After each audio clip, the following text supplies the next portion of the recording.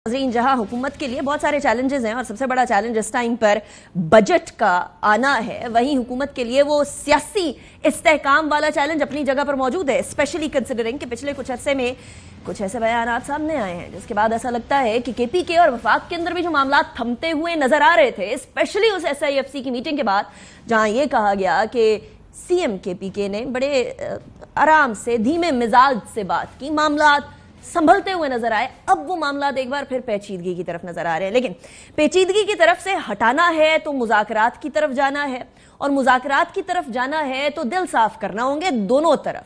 लेकिन क्या दिल साफ करने वाली बात पर आकर सारी सियासी जमातें जो हैं वो माजी को भुला सकती हैं? नहीं। और माजी से ही बात करें तो रह रहकर नवाज शरीफ साहब को भी माजी याद आता है, अपने जेल का जमाना भी याद आता है, उनके साथ जैसा रवैया रवा रखा गया वो भी याद आता है, और अब वो कैसा रवैया रख रहे हैं वो याद दिलाते हैं। नवाज शरीफ साहब ने जेल के हवाले से, स्पेशली इमरान खान साहब की जो जेल की तस्वीर सामने आई हैं, उस पर एक तबसरा किया है, उस पर कॉमेंट किया है, सुने जरा।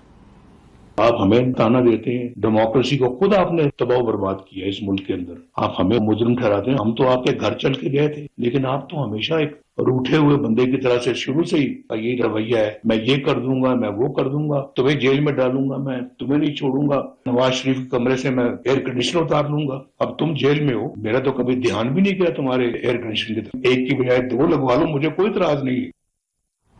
आता है याद मुझको गुजरा हुआ इस जमाना, वो वाली बात चल रही है, लेकिन गुजरे हुए जमाने की बजाय अब के जमाने में भी आ जाए। मुज़ाकरात की बात बारहा प्राइम मिनिस्टर साहब ने भी की, जरदारी साहब ने भी की, इसके अलावा राना सनाउल्लाह साहब भी बार बार ये बात करते रहे, लेकिन उसके बावजूद भी मुज़ाकरात नहीं करने हुकूमत से। ये तो पाकिस्तान तहरीक इंसाफ बड़ा क्लैरिफाई कर चुकी है कि पाकिस्तान पीपल्स पार्टी PMLN और MQM से हरगिज़ मुज़ाकरात नहीं होंगे, क्योंकि उन्होंने मैंडेट चुराया है बकौल पाकिस्तान तहरीक इंसाफ के।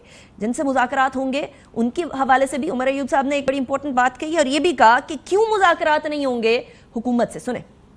जिनकी मुंह में गोंगलू है और जबानें नहीं है, उनके साथ हमने क्या मुज़ाकरात करने हैं? यकीन जाने हमारे साथ आंखों में आंखें मिला के वो बात ही नहीं कर सकते हैं, वो तो भागते हैं। हमें किससे बात करें और किस बुनियाद पे बात करें? हम लोग तो बात करना चाहते हैं, हम लोग तो कहते हैं, पर पहले बात करने से पहले से आपने ग्राउंड बनाने होते हैं। मुझे तो इलेक्शन नजर आ रहा है, अवाम जो है वो उठ खड़ी हुई है।